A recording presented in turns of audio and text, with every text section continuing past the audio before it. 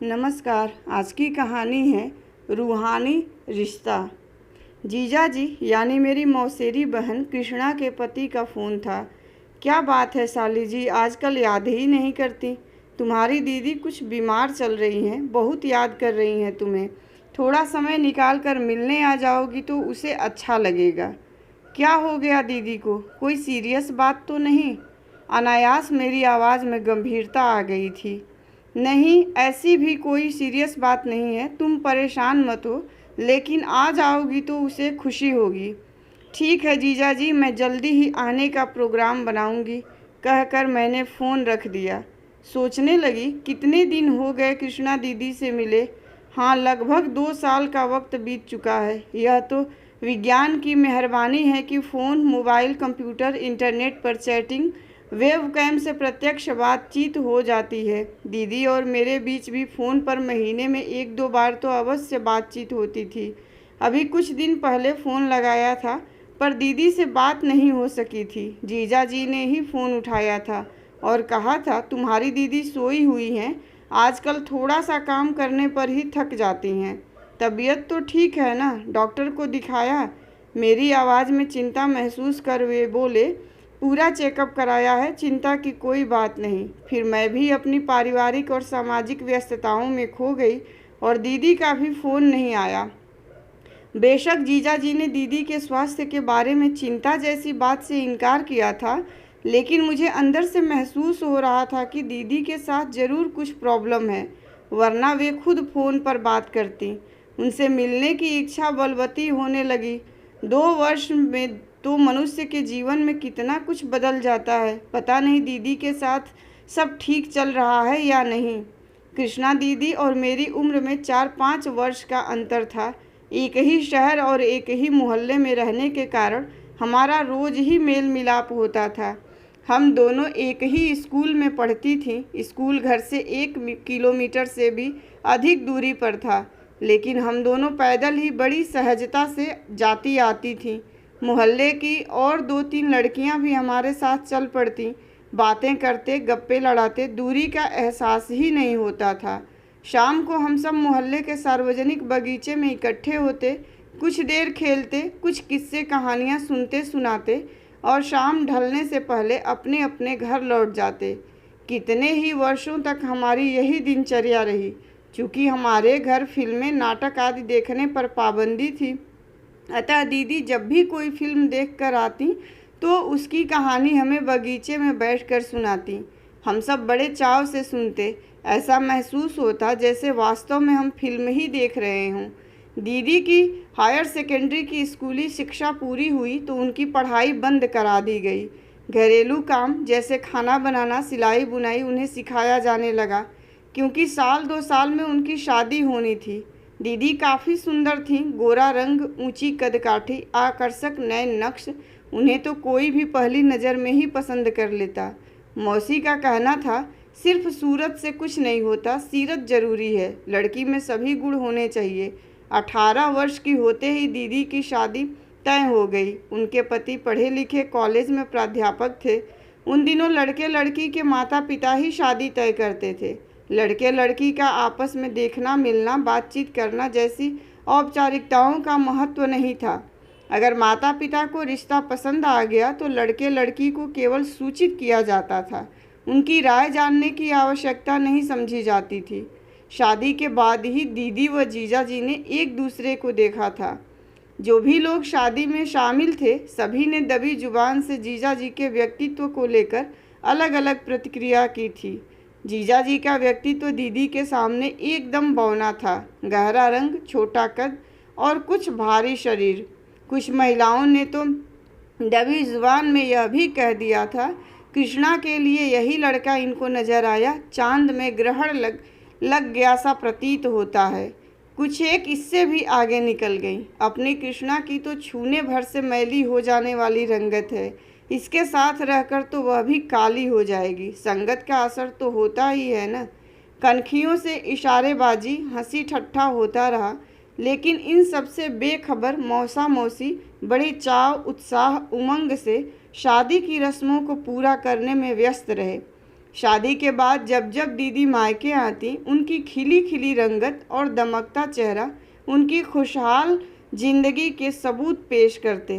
5 वर्षों में वे 2 बच्चों की मां बन अपनी घर गृहस्थी में पूरी तरह रम गई थीं।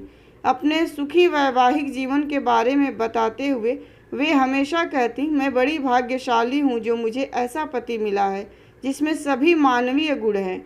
मुझे उनसे प्रेम, अपनापन, सहयोग, प्रेरणा सभी कुछ मिला है। जीवन सहजता से गुजरता रहा। शादी के पश्चात मैं भी दूसरे शहर चली गई, लेकिन हमारे बीच पत्र व्यवहार और फ़ोन द्वारा संपर्क बना रहा। पारिवारिक कार्यक्रमों में साल 2 साल में मिलना हो ही जाता था। दीदी के साथ जीजा जी अक्सर कार्यक्रमों में शामिल होते थे। वहाँ उन दोनों का प्रेम चर्चा पर विषय बन जाता था। जीजा जी जब तैयार होते तो दीदी के सम्मुख खड़े हो बड़े प्यार से पूछते, कृष्णा देखो ठीक लग रहा हूँ ना। हम सभी मुस्कुरा उठते। दीदी भी ठीक उसी अंदाज में जब पूछती, सुनिए ठीक लग रही हूँ, तो जीजा जी कहते, ठीक नहीं, बेहद खूबसूरत लग रही हो, काला टीका भी लगा लेना, कहीं किसी की नज़र न लग जाए। मौसी बताती थी जब कृष्णा दीदी मायके आती थी तो जीजा जी की लिखी एक चिट्ठी रोज़ डाकिया लेकर आता। छोटे भाई बहन उसे छेड़ते थे कि इतना भी क्या दीवानापन है, रोज़ चिट्ठी लिखने बैठ जाते हैं। उनसे कहो थोड़ा सब्र रखें, 15-20 दिन इतने लंबे तो नहीं होते।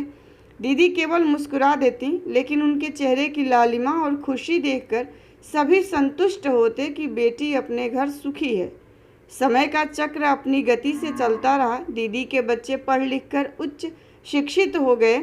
बेटे एक अच्छी कंपनी में नौकरी लग गई, लेकिन दूसरे शहर में। इधर बेटी के लिए अच्छा वर मिल गया तो उसकी भी आनन फानन में शादी हो गई। अब दीदी जीजा जी अकेले रह गए थे। कई बार उनका फ़ोन आता, क्या कर रही हो, अब तो तुम्हारे दोनों बेटे भी बड़े हो गए हैं, कॉलेज जा रहे हैं, आ जाओ ना, कुछ दिनों के लिए साथ रहेंगे। पति व बच्चों की तरफ से हरी झंडी मिलने पर मैं सप्ताह भर के लिए कृष्णा दीदी के पास चली गई। कृष्णा दीदी कभी चाय नहीं पीती थी। यहाँ मैंने देखा सवेरे ट्रे में 3 प्याले चाय व बिस्किट रखकर वे बोली, अनु चलो बेड टी ले लें। मैंने हैरानी से पूछा, दीदी आप तो चाय के नाम से ही चिढ़ती थी, जिंदगी में कभी चाय पीते आपको नहीं देखा, यह करिश्मा कब से हो गया। वे मुस्कुराते हुए बोली, जब जिंदगी में कोई टूट कर चाहने वाला मिल जाए जिसे आपसे शारीरिक नहीं आत्मिक प्रेम हो तो जीवन में करिश्मे होते ही रहते हैं। मैं तो सिर्फ चाय पीने लगी हूँ, जबकि ये तो मेरी पसंद की फिल्में, नाटक, प्रदर्शनी तक देखने चल पड़ते हैं। इनको ऐसा कोई शौक़ ही नहीं था। क्रिकेट मैच से मेरा कभी वास्ता नहीं रहा, लेकिन अब इनके साथ बैठकर टीवी पर पूरा मैच शौक़ से देखती हूँ। इन्हें बहुत पसंद है ना। मैं मंत्रमुग्ध सी उनकी बातें सुनती रही। जीवन साथी का अर्थ ही होता है जीवन साथ साथ जीना। जिनमें परस्पर प्यार, विश्वास, समर्पण, आदर, अपनत्व होगा, उन्हीं का जीवन सहज होगा, उमंग उत्साह से भरा होगा, वरना 2 ध्रुवों की तरह हो जाएगा जो आपस में कभी नहीं मिलते। अब तक बिताई अपनी ज़िंदगी से मैंने यही अनुभव किया है। अगर सच्चे दिल व पूरे निष्ठा से प्रयास किया जाए तो हम जीवन को बड़ी खूबसूरती से अपने ढंग से जी सकते हैं। रात के खाने के बाद हम दोनों बैठ अपनी पुरानी स्मृतियों को याद कर गपशप में मशगूल थीं। ठंड के शुरुआती दिन थे। हल्की ठंडी हवा खिड़की के रास्ते बीच बीच में आकर खुशनुमा एहसास दिला रही थी। दीदी शायद थक गई थी। कुछ देर बाद ही उम्मीदी सी हालत में बोली, मुझे नींद आ रही है, तुम भी सो जाओ, बाकी बातें कल करेंगे। मुझे अभी नींद नहीं आ रही थी, अतः किताब पढ़ने लगी। कुछ देर बाद जीजा जी वहाँ आए। दीदी को सोते हुए देखा तो अलमारी में से कंबल निकालकर उन पर ओढ़ाते हुए बोले, जब से कृष्णा को थायराइड की बीमारी हुई है इसे ठंडी अधिक लगती है, पर अपना ख्याल ही नहीं रखती, ऐसे ही सो गई। लेकिन मेरे नाश्ते से लेकर खाने, पहनने ओढ़ने, दवा आदि सबका ख्याल इसे रहता है। हर कार्य समय से करती है। सचमुच इसके बगैर तो मैं अधूरा हूँ। अगले दिन दीदी उठी तो बोली, रात को नींद तो अच्छी आई, फिर भी न जाने क्यों सिर दर्द हो रहा है। जीजा जी फौरन बोले, तुम आराम करो, मैं चाय बना लेता हूँ। मैं जब चाय बनाने के ख्याल से उठने लगी तो उन्होंने यह कहकर मुझे बैठा दिया, कि साली जी कभी हमारे हाथ की चाय पीकर भी देखिए। ट्रे में चाय के साथ मठरी व बिस्किट लेकर वे कुछ ही देर में प्रकट हो गए। चाय वाकई अच्छी बनी थी। मैंने कहा, दीदी सचमुच तुम खुशकिस्मत हो जिसे जीजाजी जैसा जीवन साथी मिला है। दीदी स्वीकृति में मुस्कुरा दी। उनकी शादी के बाद से जीजाजी का दीदी के प्रति जो निर्मल निश्चल प्रेम स्नेह देखा था वह ज्यों का त्यों बरकरार था। अब 2 वर्षों के बाद दीदी से मिलने गई थी। ताज्जुब हुआ कि इस बार वे पहले की तरह चुस्त, खुश व उत्साहित नहीं हैं। चेहरे से ही स्पष्ट हो रहा था कि कुछ तनाव में है। आखिर जीजाजी ने ही बताया कि उनके बेटे ने अपनी सहकर्मी से शादी कर ली है और वे विदेश चले गए हैं। इस तनाव को लेकर दीदी अंदर ही अंदर घुल रही हैं। मैं उन्हें समझाती रही कि बदलते वक्त के साथ अब इन बातों को गंभीरता से नहीं लेना चाहिए। अब बच्चे अपनी मर्जी से जीवन जीना चाहते हैं, हमें ही समझौतावादी रुख अपनाना चाहिए। लेकिन दीदी सहज नहीं हो पा रही थी। 3-4 दिन रहकर मैं लौट आई। अगले वर्ष हमारे बड़े बेटे को विदेश में एक अंतर्राष्ट्रीय कंपनी में अच्छी नौकरी मिल गई। कुछ समय बाद उसने हमें वहां बुलाया। लगभग 2 माह घूम फिर कर हम वापस लौटे तो मौसी की बहू से खबर मिली कि कृष्णा दीदी नहीं रही। पिछले माह उन्हें ज़बरदस्त दिल का दौरा पड़ा था। अस्पताल में 4-5 दिन मौत से लड़ने के बाद वे हार कर चल बसी थीं। सुनकर गहरा सदमा पहुंचा था। जीजा जी की क्या मनोदशा होगी, यह सोचकर ही मन भारी होने लगा। जब हम उन्हें मिलने गए तो वे उदास व थके से लग रहे थे। मेरी रुलाई फूट पड़ी। बेटे के विवाह को लेकर दीदी ने इतना तनाव पाल लिया कि खुद ही बीमार हो गईं। जीजाजी ने धीरे से कहा, कृष्णा को ब्रेन कैंसर हो गया था। इस बात का पता काफ़ी देर से चला। तब तक वह लाइलाज हो चुका था। उसे जब तक इस बात का पता चला तो वह घबरा गई थी। अपनी बीमारी की चिंता की बजाय उसे यह चिंता थी कि उसके जाने के बाद मेरा क्या होगा, कैसे अकेला रह पाऊंगा। अंतिम दिनों में तो वह मुझे समझाती रहती थी, मैं स्वयं को किस प्रकार व्यस्त रख सकता हूँ, मुझे अपने स्वास्थ्य का किस प्रकार ख्याल रखना है, मेरी दवाइयाँ कहाँ रखी हैं, जरूरी कागजात, जेवर व अन्य कीमती सामान कहाँ रखे हैं, इसकी जानकारी देती रहती थी। इसी चिंता में उसे ज़बरदस्त दिल का दौरा पड़ा और वो मुझे छोड़कर चली गई। सचमुच मैं बहुत अकेला हो गया हूँ। सहज होने पर जीजाजी बोले, मैंने कृष्णा को लेकर कुछ कविताएं लिखी हैं, सुनोगी? मेरी स्वीकृति पर वे उठे, भीतर गए, एक डायरी हाथ में लिए लौटे। दीदी के वियोग में लिखी विरह कविता में उन्होंने दीदी के लिए नूरी, फूल, चांदनी जैसी कई उपमाएं दी हुई थी। दीदी की उनके प्यार समर्पण की खूब प्रशंसा की थी। उत्सुकता से मैंने पूछ लिया, आप पहले भी कविता लिखते थे या? वे बीच में ही बोल पड़े, शादी के बाद कृष्णा ने इतना प्यार दिया कि मैं तुकबंदी करने लगा। उसे लिखे हर पत्र में मैं कुछ पंक्तियां जरूर लिखता था। कविता बने या शेर, इससे मुझे कुछ लेना देना नहीं होता था। मुख्य बात होती थी अपनी भावनाओं को उस तक पहुंचाना।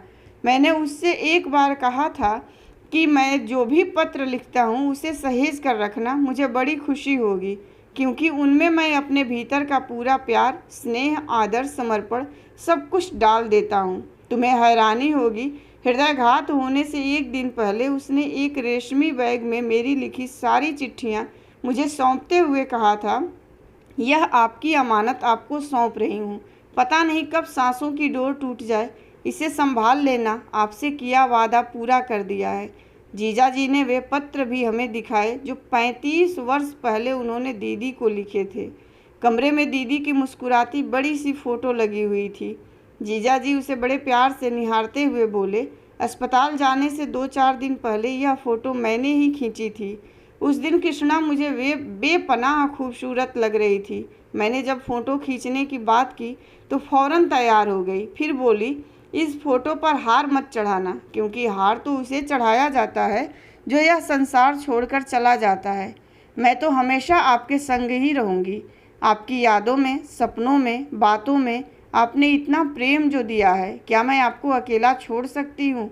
जीजाजी के चेहरे पर कुछ देर पहले जो उदासी, सूनापन था, उसके स्थान पर अब वे सहज, स्थिर और शांत नजर आने लगे।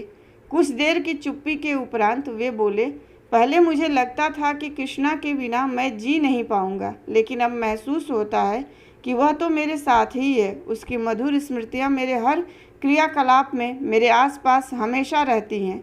वह केवल शरीर छोड़ कर गई है, रूहानी रूप में वह सदा मेरे साथ रहती है। यह फोटो देखो कैसे मुस्कुरा रही है। उसके आत्मिक प्रेम के सहारे अपना शेष जीवन मैं सहजता से जी लूँगा। मैं सोचने लगी, आज जब संसार में प्रेम जैसा पवित्र शब्द एक व्यापार बन गया है, वहाँ दीदी जीजा जी का पावन आत्मिक प्रेम कितना शक्तिशाली है, जो जीवन के बाद भी उतना ही महत्व व प्रभाव रखता है। दिल को छूता है उनका यह रूहानी रिश्ता। उनके निश्चल, निर्मल व पावन प्रेम के प्रति मन श्रद्धा से भर उठा। धन्यवाद। कहानी पसंद आई हो तो लाइक कीजिए, शेयर कीजिए और प्लीज़ मेरे चैनल को सब्सक्राइब कीजिए।